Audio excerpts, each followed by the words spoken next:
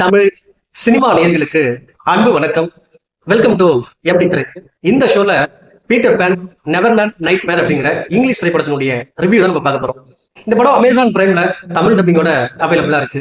Terrify படங்களை பார்த்துருக்கோம் இல்லையா, அதே மாதிரியான ஸ்டைல் அமைக்கப்பட்ட ஒரு த்ரில்லர் மூவி.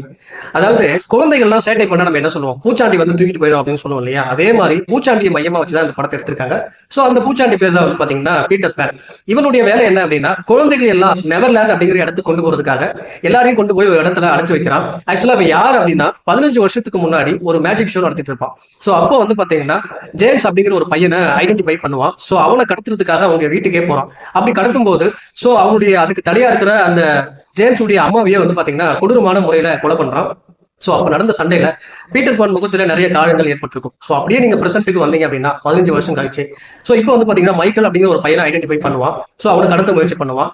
சோ அவனுடைய அக்கா தான் வந்து பாத்தீங்கன்னா வெட்டி. சோ வெட்டியை பொறுத்த வரைக்கும் இவங்க தான் ஹீரோயின். சோ இவங்க எப்படி மைக்கில் மீட்டெடுக்கிறாங்க, சோ இந்த பீட்டர் பேன் அப்படிங்கிற சைக்கோக்கு என்ன ஆச்சு, அந்த டூஸ்டே என்ன ஆச்சு அப்படிங்கிறதா இந்த படத்தினுடைய மீதி கதை.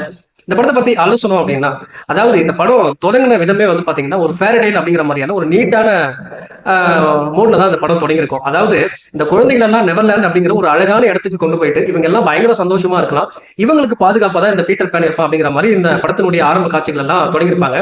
இதை பார்க்கும்போது என்னடா இது ஒரு குழந்தைகளுக்கான படமா இருக்கு அப்படின்ற மாதிரி பார்த்துட்டு இருக்கும்போது திடீர்னு எதிர்பாராத விதத்துல ஒரு கொலை நடக்கும்.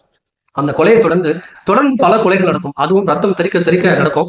ஒரு பயங்கரமான பிளட் ஷேட்ல இந்த மூவி போச்சு அப்படின்னு சொல்லலாம். இதுக்காகவே இது வந்து பாத்தீங்கன்னா சில்லி ஃபார் அடல்ட் அப்படின்னு நான் சொல்லுவேன். அதே போல இந்த பீட்டர் பேன் இருக்கான் இல்லையா, சோ இவன் வந்து மைக்கில் கடத்திருப்பான் இல்லையா, மைக்கிளுடைய ஃப்ரெண்ட் ஜோய் அப்படிங்கிற ஒரு பொண்ணையும் கடத்த முயற்சி பண்ணுவான். சோ அது ரிலேட்டடா வர காட்சிகள் எல்லாமே ரொம்ப நீட்டா இருக்கும். அண்ட் ஆல்சோ ஆல்ரெடி ஜேம்ஸ் அப்படிங்கிற ஒரு பையனை கடத்திருப்பான் இல்லையா, சோ அவனுக்கு என்ன ஆயிருக்கும் அப்படிங்கிற மாதிரியான அந்த சீன்ஸ் அந்த பொசிஷன்ஸ் எல்லாமே வந்து பாத்தீங்கன்னா ரொம்ப நீட்டா ரசிக்கிற மாதிரி கொண்டு போயிருப்பாங்க. சோ அதை தாண்டி வந்து பாத்தீங்கன்னா இந்த படம் ஒரு 1.5 மணி நேரத்துக்குள்ள முடியக்கூடிய ஒரு படம். சோ ஒரு குயிக் வாட்சாவே பார்த்துடலாம். பட் மற்றபடி வந்து பாத்தீங்கன்னா இந்த படத்துல பெரிய சுவாரஸ்யமோ பரபரப்போ எதுவுமே இல்லைங்க.